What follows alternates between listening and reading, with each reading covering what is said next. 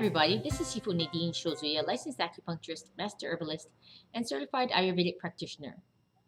Recording today in the Scholar Warrior Community Center in Torrance, California. Today we are going to be talking about the fourth destructive action of no lying. Now, before we get into the fourth destructive action of no lying, if you're not doing so already, please set aside 5 minutes or more every day, preferably at the same time, where you can commit to contemplating these topics. Maybe you could watch one of these videos every day for a week or a month so that you can really deeply understand the subtle nuances of these topics and thereby use them in your daily life. Now let's move on to today's topic of no lying. Basically, no lying starts the destructive action section that belong to speech. Now, speech, I would say, doesn't only happen through the mouth. Speech can happen through writing. Speech can also happen through mannerisms. Maybe we can call it more like communication. Okay? So, lying in your communication. Please contemplate when your face, when your body language doesn't match what you're really trying to say. I've seen cases where everyone is laughing and someone finds it funny, but they refuse to smile as if they have this attitude that you're never going to force me to smile because it leaves them vulnerable. But they really find it funny, but they won't laugh. That's a form of lying, I would say. Also, let's say your friends, these are friends that you kind of like, maybe kind of don't like, and they're planning a party, maybe planning a cruise. And you say something like, wow, that would be a great idea, when inside you really mean, I don't want to hang out with you people. You people make me sick. And then when it comes time to put your money down for that cruise, you're not going to, but you knew that long ago. You say you want to go, but you really don't, and you even embellish. Okay, so pretend. How about pretending to understand when you put that face on, like you understand, but then when it's time to talk about the topic, you have nothing to say because you really don't understand. What about when people use words you don't understand? Do you stop them and say, hey, I don't understand what that word means? Or do you go on and feel ashamed because you don't understand and therefore, participate in the destructive action of lying? Now, moving on to a different facet. Is there a little lie or a big lie or a bold-faced lie? Are there differences in lying? And I would say, probably there's the difference is probably how used to lying you are. So you may start out in life doing little lies, and as you see no one catches you, and as you see that you can get away with it, or as you see you can get rewarded for it, you may continue on to bigger and bigger lies. I think that is the danger with lying, is that you start to get really used to it and it gives you some sort of worldly reward. Okay, like you take credit for someone else's idea. I think that happens at work. I've heard that happens at work.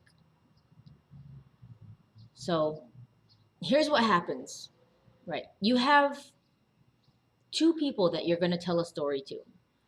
So you have the person that you have to memorize, and then you have what you told that person, and then maybe you had a conversation with that person about this subject, and there was dialogue. So there was question answer dialogue or statement dialogue where you had to make up pieces of information. Let's say I'm the first person, you spoke for a little while, and there's 10 embellishments to your lie. Then you have another person that you told the same story to, and you have 10 embellishments on that lie. And there's a secret third person here. There's you, who knows what happened, hopefully. Because as you lie more and more and more, in order for you to remember your lie, you're going to have to convince yourself that it really happened. Because when you go back and you think about what really happened, and it doesn't match what you told to whom, it's going to take up a lot of memory.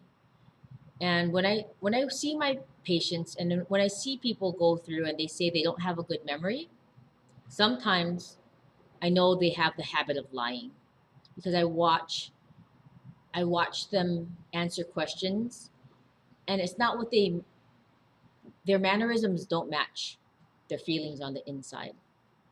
So like I'll say, does that hurt? And they'll for acupuncture, and they say no. And I say, oh, I can feel it. And then I say, on a scale of 1 to 10, how much can you feel it? And they'll say 8. As far as I'm concerned, if it's an 8, it hurt. And you didn't say that it hurt. And that was a lie. But they get really used to putting up with situations, and they use lying sometimes as a coping mechanism. Okay. But lying is so short sighted. Why do I say it's short sighted? Because once people find out that you lie on a regular basis, you hurt your relationship with them, right? And so you have to get into new relationships. You have to keep bouncing around to new relationships, because you can't get your needs met of having like a deep relationship with someone. It's really hard to have a deep relationship with someone who lies a lot, because there is no trust. When there is no trust, there is no safety that is felt. And in order to have a deep relationship with someone that you can trust and you can let in, to show who you really are to, in order for you to trust someone, they can't have a habit of hurting you. And lying, being a destructive action, hurts. It hurts mostly the person who lies, but other people get hurt by lying too, they feel.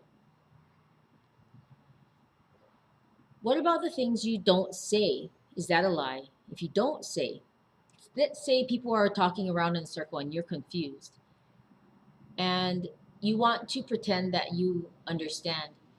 So you only say very little just to fit in, or just to tag along and pretend that you belong in that conversation. So you say that you understand, and when people are talking to you and you start going deeper into this conversation, they realize that you really don't understand. Is that your talent, leaving information out? Is that your form of lying, so that other people don't catch on, that you don't catch on? So that's going to be all for this video. Please, if you haven't already, please like and subscribe to this channel. Even better, share it on Facebook, Twitter, or Instagram, because that really helps us out, so I hear. This is Sifu Shozuya, thanking you for your support, encouraging you to keep practicing, and we will see you all on the next video.